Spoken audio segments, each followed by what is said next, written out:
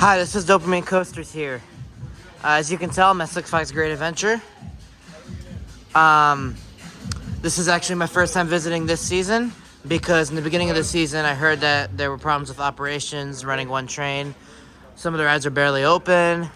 I mean, El Toro, Medusa, and Mine Train are all down today, but that's expected. Those two, Medusa and Runaway Mine Train, supposed to open Memorial Day. And I don't know about El Toro, although I can say that I asked the supervisor, do you know when El Toro is open? And then he said, yes, I know when they're planning on opening it. We have a date in mind, but I can't tell you. So at least that's a little bit assuring that they have a plan to open it around a certain time.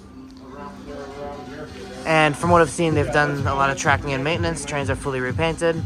So I'm just going to do a quick reflection on my new takes on the rides here this season, because every season my preference for what rides are better than others change.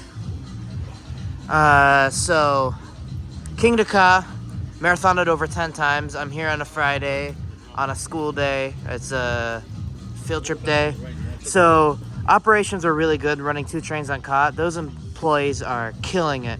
They're running across the station, slamming those restraints, and just pressing the start button every like 30 seconds. It's absolutely amazing. Nitro running 2 trains. Jersey Devil running 2 trains. That was a bit disappointing. But like I said, I got to marathon a lot today because it's not that busy because it's a Friday. But from what I've seen, operations are not horrible, as bad as people were saying. I definitely think Jersey Devil could run more trains, and Nitro could actually open the last 2 rows of their trains because the back and second to back are now blocked off for some reason. I have no idea why.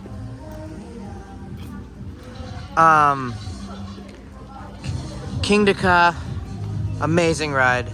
I put it at my like 22nd spot last season because it was just like last time I rode it, I remember it being disappointing and just overly rough, so to the point where I couldn't handle it. Yes, it's still the same amount of roughness, if not a little bit more. But for some reason this year, it just feels a little bit more forceful. After riding it over 10 times, I definitely could sense that something is up with it. It's not that it's smoother, like people have been saying it's been running better. And because it's smoother, but that's not the reason why. It still has that roughness and shakiness at the end of the launch. But it just feels more fast-paced and intense this year for some reason. That I agree with. As you can see, it's raining here. It's the second time it's been raining today, and King to Ka has been shutting on and off, as you can tell, due to weather. At least I got to marathon it over 10 times because it was a walk-on / station wait all day. Nitro, I mean, I rode that in the third to back. That was disappointing as always. I mean, that's just honestly the weakest B&M hyper. And it barely reaches my top 50. All I can say is I wish I could have gotten a ride on that thing over there. But Ka, that definitely moved up in my rankings for sure. I definitely got a feel for it after doing it a couple times in a row. Devil, I mean, a little bit disappointing. The restraints actually got to me a little bit more this time than other times. I wasn't expecting that. So yeah, that's the experience I've had at Great Adventure at the beginning of this year. I know a lot of people have had negative experiences and the park hasn't been at its best this year. So I'm just here to say that although it was a Friday and it was a slow day,